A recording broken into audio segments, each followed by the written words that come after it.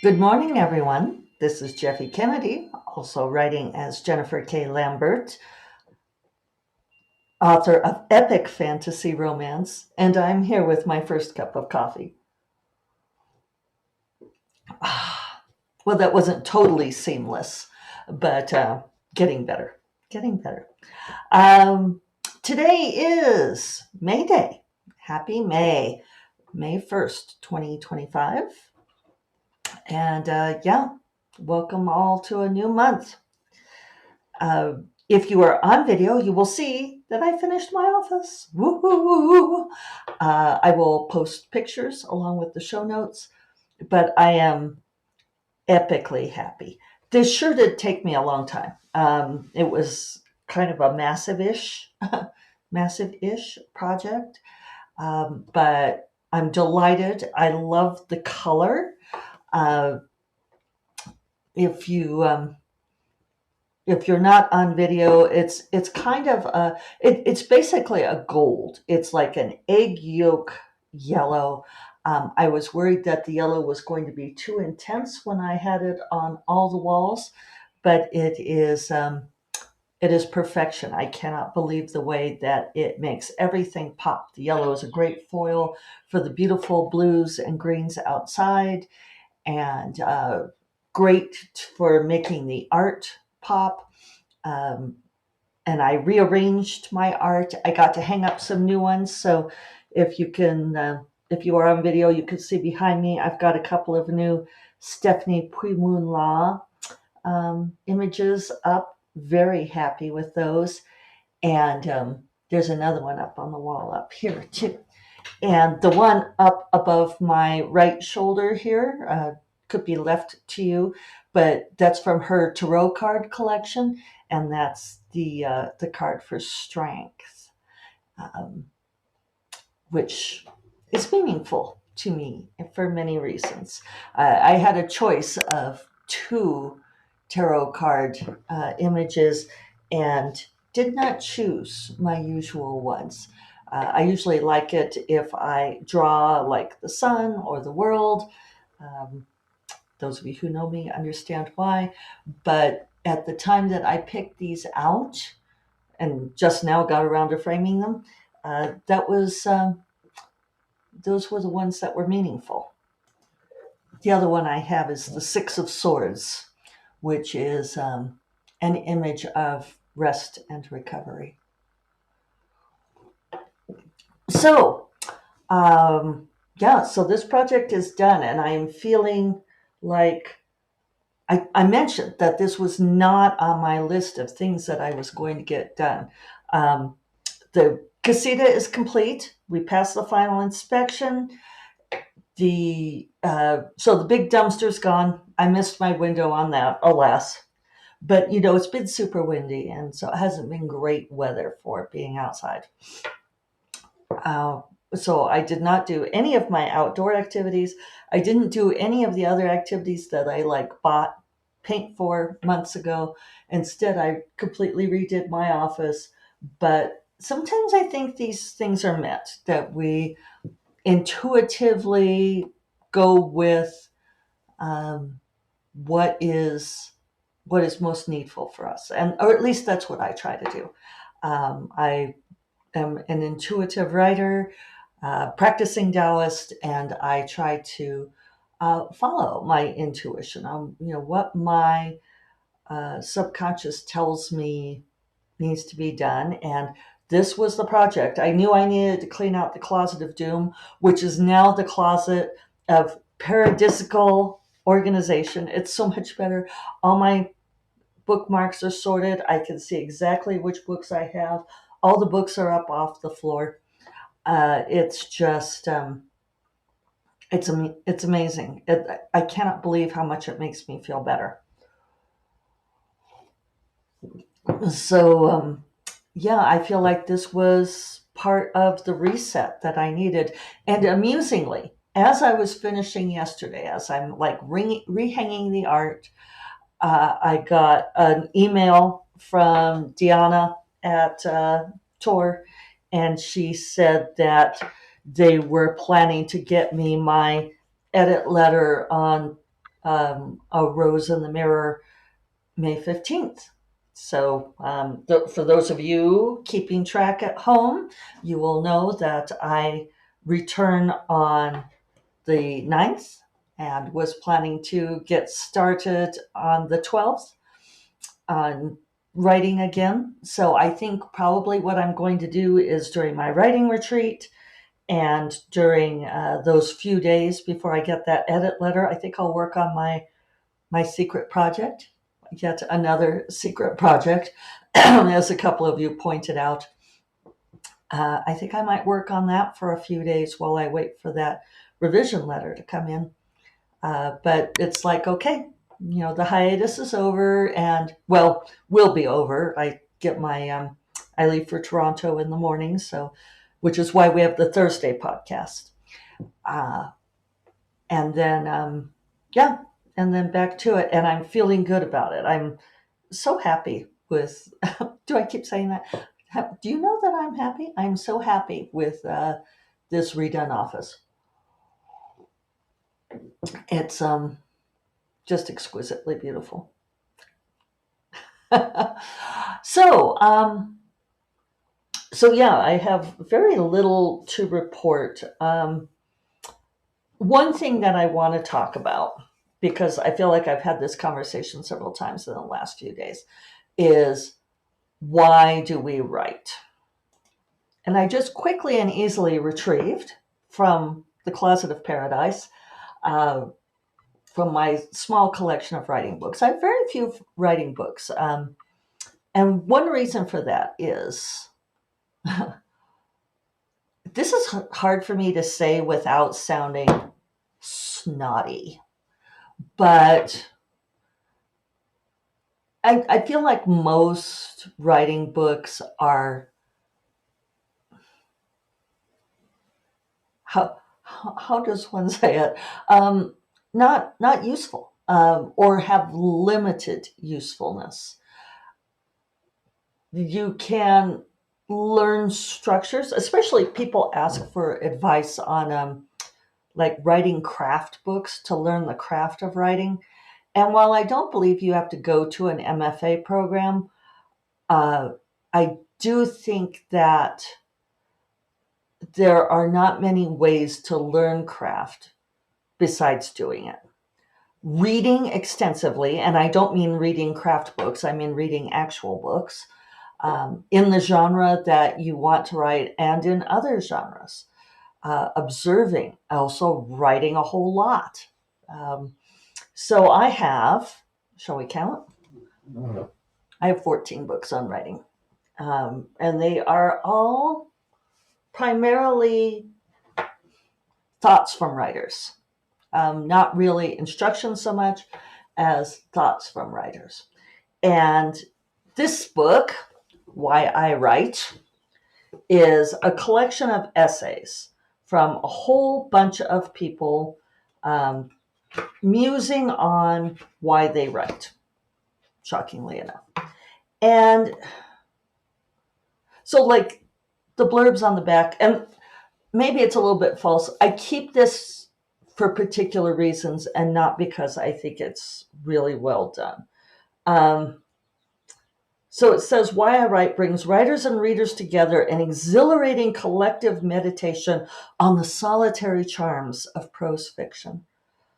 Blythe has elicited, Blythe, the editor of the anthology, or essay collection, Blythe has elicited shrewd and poignant revelations about the process and the pain. Passionate and sometimes eloquent, a memorable book, certain to interest anyone who is curious about writing and writers. By turns cantankerous and dreamy, and an inspiration to writers and readers alike, a living monument to vitality and the writing life. So it's interesting to read the things that different authors say. And so I find it useful for that reason. However, it's the romantic side. It's this whole, mulling on the the ecstasy and the agony, right? Which, if you are a writer, yeah, that's part of it. That's part of how it works and how it goes down. Uh, but when it comes to writing careers, to making decisions, that's a different thing, right? This kind of book is the starving artist in the garret. It is not the how am I paying the bills? How am I making it so that I make more money from writing than I'm spending doing it for some people? I had one conversation that I had is with a friend of mine, a woman who is a little bit older than I am. Who knew it was possible? And is looking at how she wants to spend the rest of her life. She has a salaried spouse, but they live in an expensive city, and she has not made much money from her writing. She's been well received. She was with a traditional publisher who is one that does not pay their authors very well. Yes, there are some like that. Uh, and she was asking me for my opinion on what project she should do next. And she was telling me that she had resurrected something that she had written a long time ago, a trilogy, but it is not in the hot genre. And really, what she's been writing in does fall into the romantasy umbrella and could be, she could be writing in the hot genre. There's a lot of us who have been writing in the genre for a long time, feeling like we're kind of running after the train, which is funny because we were for so long, I don't know, walking along the tracks by ourselves. But this thing that she'd resurrected, she'd looked at it and thought that it was even more solid than she remembered. And she was excited about working on it. However, it is not in a hot genre. And she wondered, like what I thought she should do. And before I tell you what advice I gave her, I'll mention that in my mentoring Discord, that somebody else was talking about this, feeling discouraged, having had a book that they had very high hopes for, that they thought might, be breakout, shoot up the charts. We always hope that books will do well, but then there are certain books, like starting first in series, um, writing something in the hot genre, that we think, okay, this one is the one that could catapult us to this place where we are no longer running after the train, where we're no longer feeling like we're having to battle for every dollar, which is, frankly, how a whole lot of writing is. And we can't have this conversation without talking about the fact that there are these authors out there who are writing things for Kindle Unlimited. There are people who are using generative AI to write as many books as possible to get them into Kindle Unlimited, to cash in on the Amazon bonuses, and publishing their income, and saying how, oh well, you could be making all of this money too. And the people who hit very big, and publish their 7-figure deals and saying, well, you could be doing this too.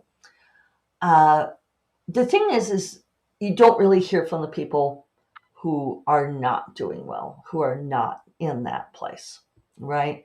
You hear from the people who are either doing very well or want everyone to believe that they're doing very well. And trust me, a whole lot of those people are exaggerating. Uh, they are changing up. They are indulging in hyperbole, especially those who are offering their services, who are offering to sell courses in things. take the courses from the people who acknowledge that it's a difficult business and that you will be dealing with ups and downs.